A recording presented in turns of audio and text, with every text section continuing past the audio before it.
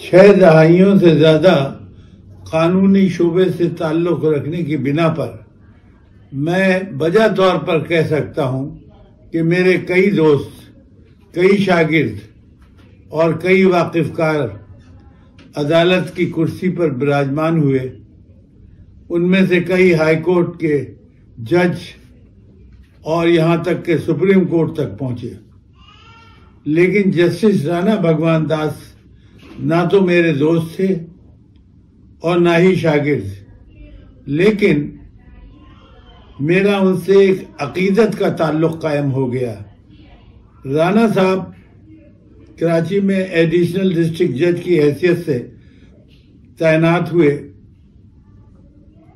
تو مجھے ان کے سامنے ایک کیس میں بحث کا موقع ملا۔ انہوں نے آرڈر میں میرے متعلق ایسا ریمارک لکھ دیا جس کی وجہ سے میں نے ان سے ملاقات کرنا ضروری سمجھا۔ ججز حضرات عموماً گھسی پٹی انگلش لکھنے پر اکتفا کرتے ہیں، لیکن انہوں نے یہ لکھ کر کہ فائنڈنگ ہمسیلف آن اے ویک وکٹ مسٹر ابرار حسن آرگوٹ، یہ گھسی پٹی انگلش سے ہٹ کر زبان استعمال کرنے پر مجھے بہت تعجب ہوا، اور میں ان کے چیمبر میں پہنچ گیا اور ان کی تعریف کی۔ اس کے بعد ان کے ساتھ میرے راہ و رسم بڑھ گئے۔ میں کراچی بار ایسوسی ایشن کا صدر منتخب ہو گیا اور بحیثیت صدر کئی ایسے اقدامات کیے جو ضیاء الحق کے ماشاء اللہ کے خلاف تھے۔ مثلا ضیاء الحق نے ایک ماشاء اللہ آرڈر نکالا جس کے تحت حکم ہوا کہ بار ایسوسی ایشن میں سیاسی لیڈران کو نہ بلایا جائے۔ میں نے اس آرڈر کی حکم عدولی کی اور بے نظیر کو بار میں تقریر کے لیے بلایا۔ اس پر مجھ پر ایک FIR نبی بخش تھانے میں درج کی ہو گئی۔ یہ سب باتیں رانا بھگوان داس کے علم میں تھیں اور وہ اس کے بعد مجھ سے اور تپاک سے ملتے رہے۔ رانا صاحب ایک مثالی جج تھے۔ وہ دھیمے لہجے میں اور شائستگی کے ساتھ گفتگو کرتے تھے۔ پیپلز پارٹی کے دور میں ایک وہ وقت آیا جبکہ سندھ ہائی کورٹ کے کئی ایڈیشنل ججز کو مستقل کیا گیا، لیکن رانا صاحب کو اگنور کر دیا گیا، نظر انداز کر دیا گیا۔ میں ان سے ان کے چیمبر میں ملا اور افسوس کا اظہار کیا۔ انہوں نے صرف اتنا کہا کہ اچھا ہوا کم سے کم میں پیپلز پارٹی کے احسان سے تو بچ گیا۔ ڈسٹرکٹ ایسٹ کراچی میں ایک نہایت قابل اور سمجھدار اور نیک طبیعت جج بحیثیت ایڈیشنل ڈسٹرکٹ جج تعینات تھے۔ ان کو اچانک ان کا تبادلہ جیکب آباد کر دیا گیا۔ رانا بھگوان داس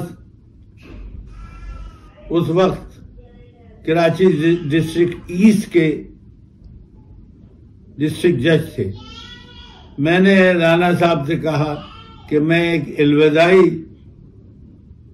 ریسیپشن ان جج صاحب کے آنر میں دینا چاہتا ہوں، کیونکہ ہائی کورٹ اور سپریم کورٹ کے جج صاحبان کے اعزاز میں تو بار کی طرف سے بڑی دعوتیں ہوتی رہتی ہیں، لیکن نچلی عدالتوں کے اچھے ایماندار اور سمجھدار جج صاحبان کے لیے کچھ نہیں ہوتا۔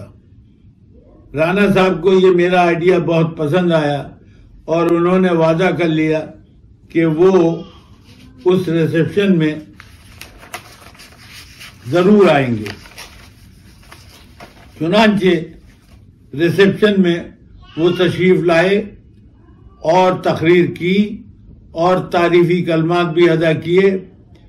یہ ریسیپشن میں نے پاکستان اکیڈمی آف جورسٹ کی جانب سے منعقد کیا تھا، جس کا میں چیئرمین تھا۔ رانا صاحب میرا بڑا احترام اور خیال کرتے تھے۔ ایک بار اسلام آباد میں سپریم کورٹ کے سامنے ایک کیس میں دلائل دے رہا تھا۔ بینچ میں رانا صاحب اور جسٹس رامدے تھے۔ جسٹس رامدے نے حسب عادت مجھ سے الٹے سیدھے سوال کرنا شروع کر دیے. مقصد مجھے زج کرنا تھا. رانا صاحب کچھ دیر تک تو یہ سنتے رہے. اس کے بعد انہوں نے جسٹس رامدے سے کے گوش گزار کیا کہ ابرار حسن ایک سینئر ایڈوکیٹ ہیں. اس کے بعد جسٹس رامدے کا رویہ فوراً بدل گیا. رانا بھگوان داس ایک محب وطن پاکستانی تھے. شاید بہت کم لوگوں کو یہ معلوم ہوگا کہ وہ اسلامی قوانین میں ماسٹر تھے. وہ لکھنؤ کے پاس بنے ایک آشرم میں عبادت بھی کرتے تھے اور اپنی روح کی بالیدگی کے لیے کوشاں رہتے تھے.